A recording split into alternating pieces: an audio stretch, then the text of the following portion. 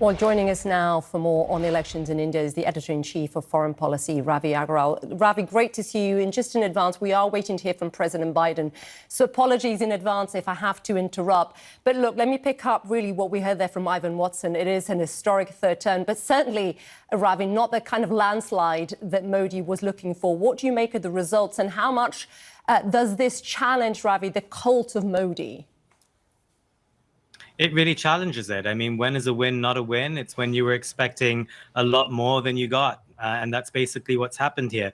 Just about 72 hours ago, pollsters in India were suggesting that Modi would come back to power in a huge landslide with a bigger victory than he did in 2019 and 2014. And obviously that hasn't happened.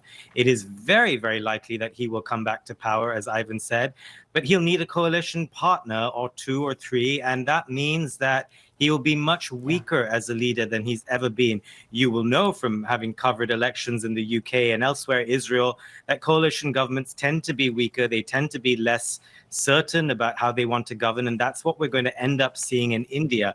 Immediately, the stock markets have fallen precipitously on Tuesday. The rupee has fallen more than it has in a year.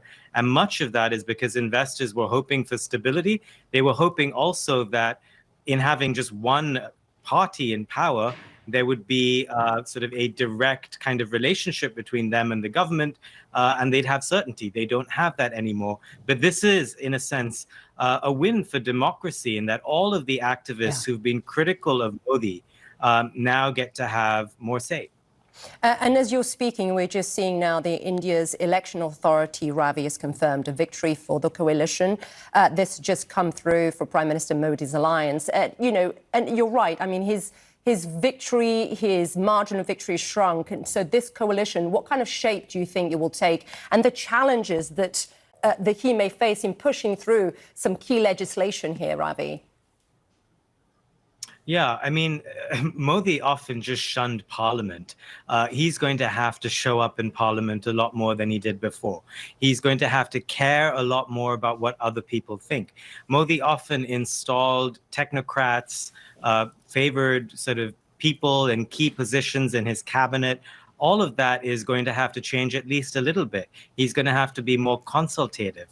These are things that Modi is not used to doing, not as prime minister, not even when he was chief minister of the state of Gujarat more than a decade ago. So we will, I think, end up seeing a softer, more collaborative Modi. He's going to be forced into many of those things. I don't think, however, we should overstate what's happened. Modi is still going to govern in terms of the broader agenda that he was looking to push through. I think that's going to remain the same. I mean, he's a business-friendly leader who's very committed to growing India's economy. I think that's still going to be issue number one for him. I think in as much as he's been chastened, I think the idea that he could divide Hindus and Muslims and rule, I think he may have realized that there are limits to that polarization, and he may end up from here on focusing more on business. Yeah, I mean, it really is uncharted territory for Modi. Interesting that you say we may see a more conciliatory tone, perhaps, from him. But look, the story also is the opposition, Ravi, the alliance led by Rahul Gandhi, who I think it's fair to say led a pretty strong and united campaign. They seem to do better than expected. I mean, at least I was looking at least in Uttar Pradesh, did fairly well. Just have a listen to what he said.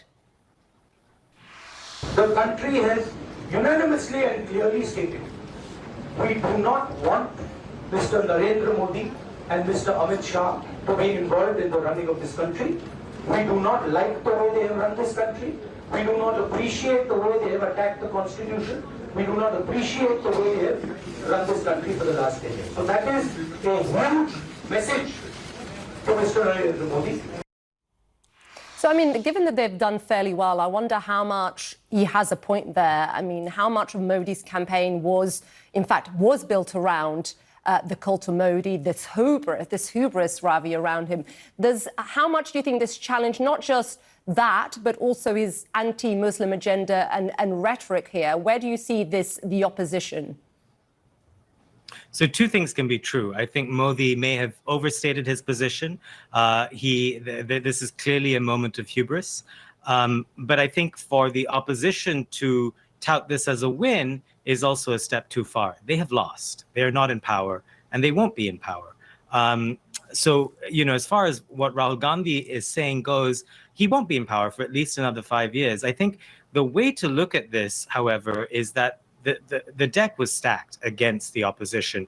Narendra Modi, as prime minister, was seen as someone who had eroded key pillars of democracy, the media, the judiciary, and had made it much harder for the opposition to compete, whether it is access to capital, campaign finance, a whole range of things. I mean, he'd even locked up a key opposition leader. That stuff, I think, will change in the future. In all of that, in that context, the opposition has done much better than expected, but they're not in power, and we won't see them in power for quite a while to come. What we are going to see, however, is a more united, a more emboldened opposition, and that is good for democracy in India.